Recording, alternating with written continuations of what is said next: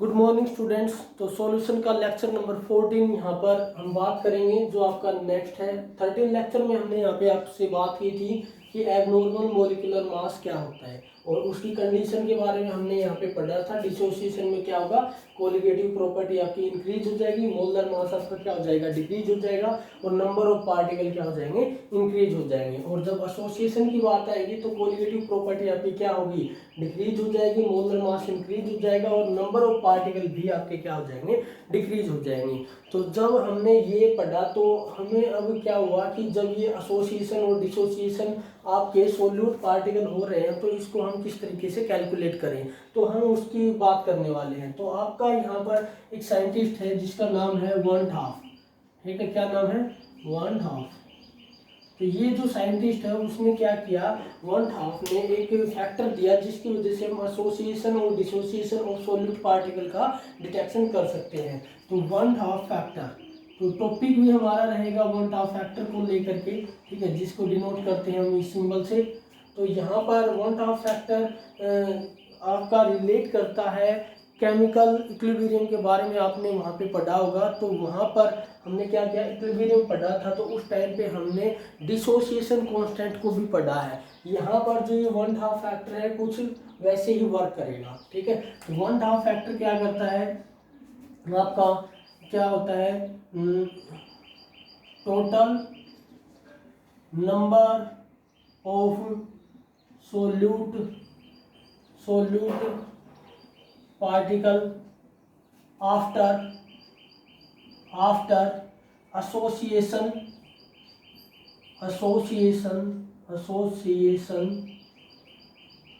And, या आप यहाँ पे लगा सकते हो एंड डिसोसिएशन, ठीक है, अपॉन वही total number of solute particle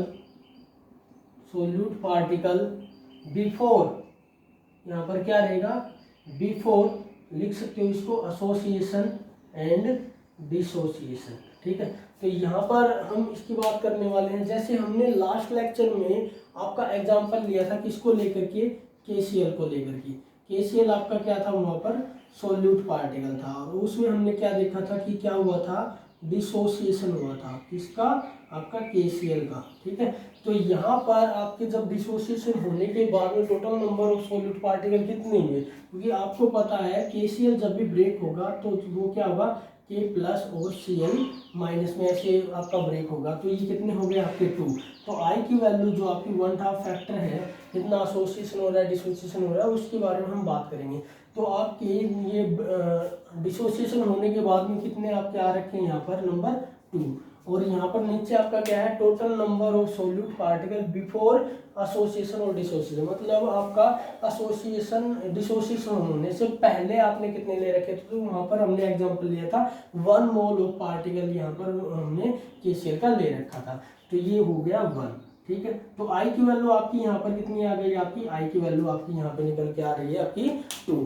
तो इस तरीके से हम यहाँ पर number of association and dissociation particle को निकाल सकते हैं, जिसकी वजह से क्या चेंजमेंट आता है, आपका मोलिकुलर जो मास है सोल्यूट पार्टिकल का वो क्या हो जाता है, एबनॉर्मल हो जाता है। तो यहाँ से हम I की वैल्यू निकाल सकते हैं। जैसे हम वन हाफ फैक्टर को I की वैल्यू जैसे आपकी दी है वैसे निकाल लिया, तो हमने क्या किया, जो कोलिगेटिव प्रॉपर्टी है वो हमारी कैलकुलेटेड वैल्यू जो भी थी वो क्या हो रखी थी, एक्सपेरिमेंटल वैल्यू से एक्यूरेट नहीं हो रही थी। तो उसको एक्यूरेट करने के लिए, उसके साथ मैच करने के लिए हमने कोलिगेटिव प्रॉपर्टी को क्या किया, मॉडिफाई, ठीक है, मॉडिफाई ऑफ कोलिगेटिव प्रॉपर्टी। तो कोलिगेटिव प्रॉपर्टी को हमने यहाँ पर मॉडिफाई किया।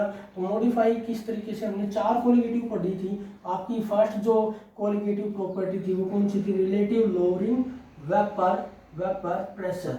तो वहाँ पर आपकी क्या रखी थी, P note minus PS solution का वेपर प्रेशर, ये प्योर फॉर्म में आपका, और आपका P नोट, ठीक है, P नोट ये आपका सॉल्वेंट का, ठीक है, प्योर स्टेट में आपका इक्वल किसकी हो रखा था, mole fraction of solute means X2, ठीक है। Mole fraction of x2। तो हम क्या कर देंगे, जितना आपका चेंजमेंट आ रखा है, कितना आपका चेंजमेंट आ रखा है, क्योंकि नंबर ऑफ पार्टिकल पे डिपेंड करती है, तो नंबर ऑफ पार्टिकल यहाँ पर आपके कितने बढ़ गए, आपके 1 से 2 हो गए। तो यहाँ पर जितना आपका चेंजमेंट आ रखा है, एक पार्टिकल कितने में आपका डिसोसिएशन हो रहा है या कितने में एसोसिएशन हो रहा है, तो हम उसकी क्या कर देंगे, उसके साथ मल्टीप्लाई कर देंगे, तो उतना ही वो क्या हो जाएंगे, आपका चेंजमेंट नजर आएगा। तो यहाँ पर हमें क्या मिल रहा है, जो आपका आई की वैल्यू है उसके साथ हम क्या कर देंगे, मल्टीप्लाई कर देंगे। तो 1/2 फैक्टर कि हम क्या कर देंगे, रिलेटिव लोअरिंग यहाँ पर प्रेशर में आई आपका 1/2 फैक्टर के साथ इसकी मल्टीप्लाई कर देंगे, तो हमारी जो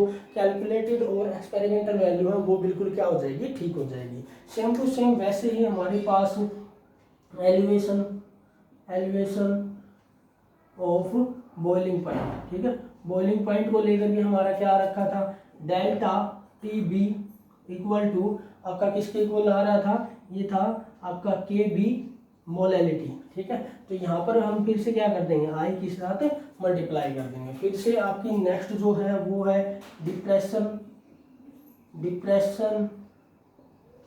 इन फ्रीजिंग पॉइंट, ठीक है, डिप्रेशन इन फ्रीजिंग पॉइंट। तो ये आपका चेंज इन आपका टेम्परेचर किसको लेकर के, फ्रीजिंग पॉइंट को लेकर के आपका है वो क्या हो जाएगा, के एफ मोलैलिटी। तो यहाँ पर भी आपकी क्या हो जाएगी, आई के साथ मल्टीप्लाई हो जाएगी। नेक्स्ट आपका एक और कोलिगेटिव प्रॉपर्टी की हम यहाँ पे बात कर लेते हैं, हम बात करेंगे यहाँ पर, ठीक है, हम बात कर लेंगे आपका यहाँ पर। तो ये आपका हो जाएगा इस तरीके से, ठीक है। तो ये आपका है आपका ऑस्मोटिक प्रेशर, ठीक है, ऑस्मोटिक प्रेशर। तो ऑस्मोटिक प्रेशर को आप पाई से डिनोट करते हो, वो होता है आपका CRT, ठीक है।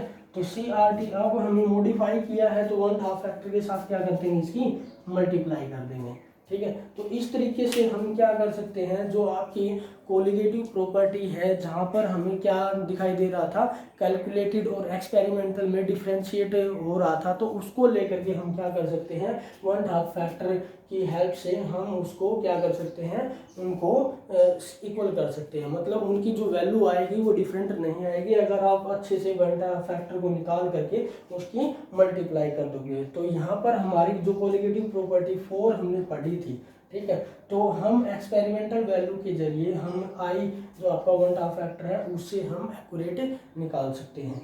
तो यहाँ पर हमने जो सॉल्यूशन का जो आपका चैप्टर था उसको फिनिश करने की यहाँ पर कोशिश की है, ठीक है।